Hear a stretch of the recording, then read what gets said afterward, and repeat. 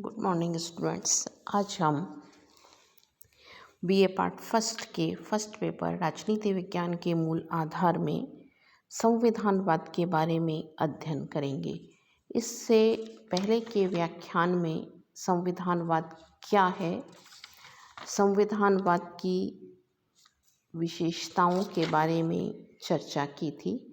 आज हम संविधानवाद का कैसे विकास हुआ, इस विचारधारा को, इस विचार को कैसे आगे बढ़ाया गया और संविधानवाद के संबंध में कौन कौन सी अवधारणाएं प्रचलित हैं, उनका अध्ययन करेंगे।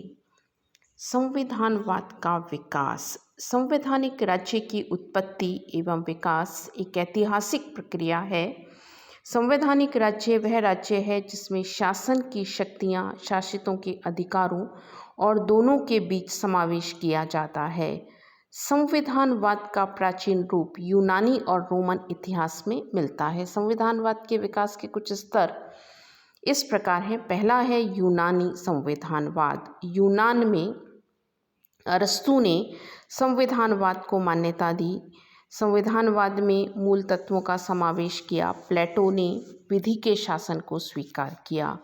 सेकंड है रोमन संविधानवाद। रोमन गणतंत्र की सुदृढ़ता और स्थायित्व के लिए उत्तरदायित्व स्थापित करने के लिए रोमन विचारकों ने शासन सत्ता और व्यक्ति की स्वतंत्रता के बीच सामंजस्य स्थापित किया और यह स्पष्ट किया कि शासन सत्ता का अंतिम स्रोत जनता है।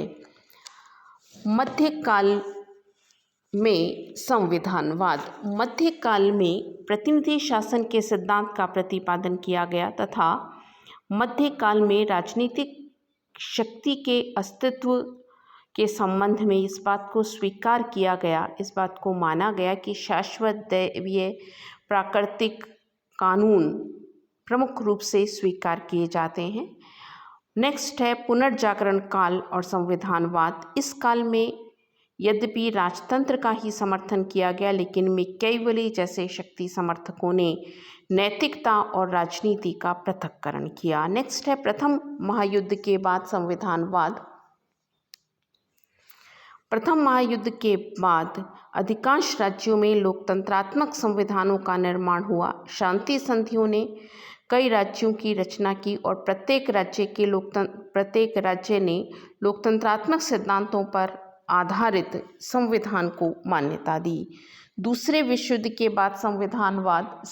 इस समय साम्यवादी रूस ने पाश्चात्य नमूने के राजनीतिक संविधानवाद का खंडन किया और साम्यवादी अधिनायक तंत्र की स्थापना की। द्वितीय महायुद्ध के बाद पाश्चात्य संविधानवाद और साथ ही साथ साम्यवादी संविधानवाद को मान्यता मिली। नेक्स्ट है संविधानवाद की अवधारणाएं। संविधानवाद की पहली अवधारणा है पाश्चात्य अवधारणा या उदार लोकतंत्रों की अवधारणा। पाश्चात्य संविधानवाद का साध्य तत्व व्यक्ति की स्वतंत्रता है और साधन तत्व है सीमित सरकार। ये प्रतिबंध की राजनीति शास्त्र द्वारा व्यक्ति की स्वतंत्रता को मान्यता देते हुए सत्ता की स्वतंत्रता को भी स्वीकार करते हैं। पाश्चात्य अवधारणा के दो मौलिक आधार हैं। पहला है दार्शनिक आधार और दूसरा है संस्थागत आधार। पहले हम देखेंगे दार्शनिक आधार। दार्शनिक आधार के अंतर्गत जिन बातों को स्वीकार किया गया है वो इस प्रकार हैं। पहला है व्यक्ति की स्वतंत्रता। पाश्चात्य संविधानवाद का मूल मंत्र व्यक्ति की स्वतंत्रता है, लेकिन व्यक्ति की स्वतंत्रता को वह राजनीतिक बंधनों के साथ स्वीकार करता है, क्योंकि पूर्ण स्वतंत्रता व्यक्ति के व्यक्तित्व के विकास में बाधक होती है। सेकंड है सामाजिक और आर्थिक न्याय।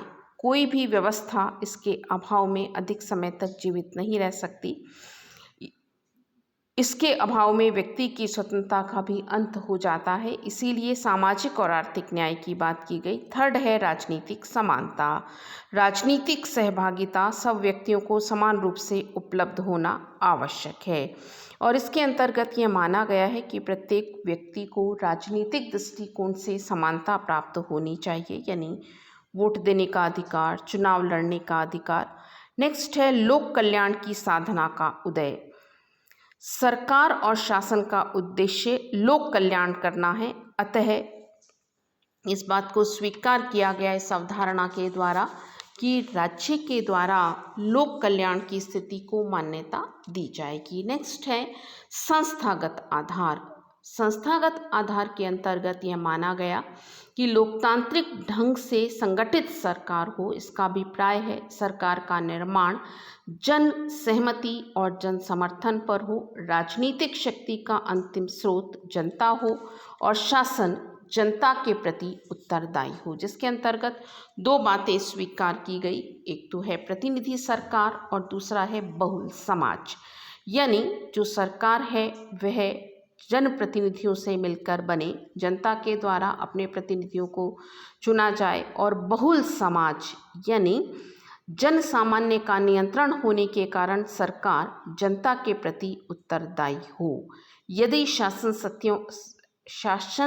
सत्ता के द्वारा शक्तियों का दुरुपयोग किया जाता है तो परिवर्तन के द्वारा नई सरकार की स्थापना की जाए। इस तरह से पाश्चात्य संविधान की अवधारणा राजनीतिक उत्तरदायित्व को क्रमिक और निरंतर बनाए रखने की को मान्यता देती है।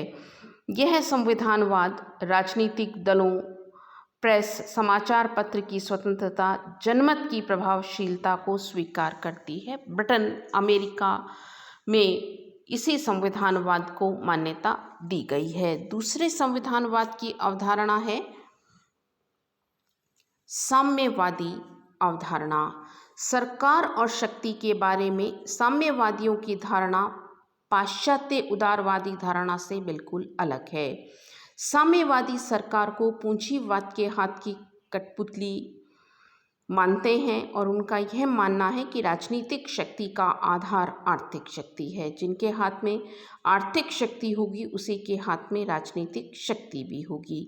साम्यवादी ऐसे नियंत्रणों में विश्वास रखते हैं जो समाज की आर्थिक शक्ति को नियंत्रित कर सके तथा ऐसी आर्थिक स्थिति उत्पन्न कर सके जिसमें यह शक्ति किसी वर्ग विशेष के पास नहीं रहकर सारे समाज में निहित है। ऐसे समाज की रचना जो राज्य विहीन और वर्ग विहीन, जहां आर्थिक शोषण ना हो, उस समाज की स्थापना ये करना चाहते हैं, जिसके अंतर्गत इन्होंने कुछ संस्थागत व्यवस्थाएं की हैं या ये उन संस्थागत व्यवस्थाओं को मान्यता देते हैं जो कि इस प्रकार हैं। पहला है उत्पादन और वितरण के साधनों पर समाज के किसी वर्ग विशेष का आधिपत्य नहीं होकर आर्थिक साधनों पर सामाजिक स्वामित्व होना चाहिए। सेकंड है संपत्ति के साधनों का समाज में न्यायोचित वितरण होना चाहिए, यानी संपत्ति समाज में न्यायोचित आधार पर वितरित होनी चाहिए और संपत्ति पर किसी एक का